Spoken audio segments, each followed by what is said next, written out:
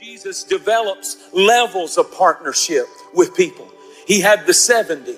That was a big group.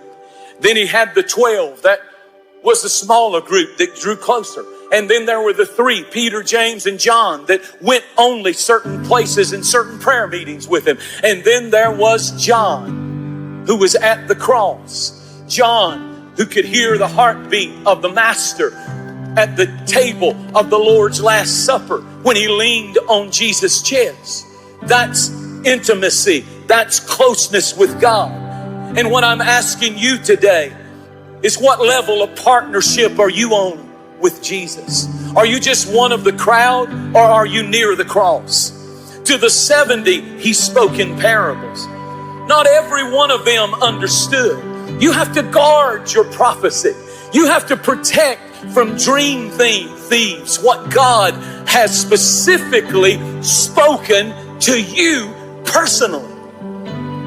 There comes a moment where I can't rely on my mama's faith. I can't rely on my wife's faith or my children or somebody else. I have to go only on what God has promised me, and I have to stand and fight my own warfare over that promise.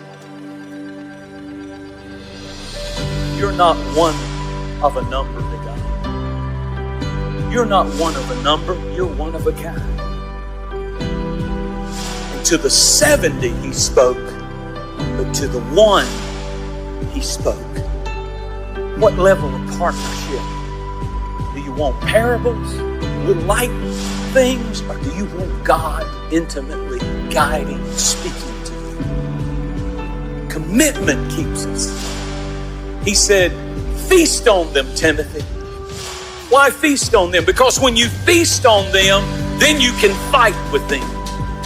So feast on the prophecies of this book. Feast on the promises of this book, because you can't fight unless you feast. And if you feast, you develop faith. And if you have faith, then you can fight. Feasting brings forth faith, and faith brings forth a fighter. And you fight. You feast and you faith and you fight. Everybody repeat after me. You feast, you faith, and you fight. I need 100% class participation. You feast, you faith, you fight.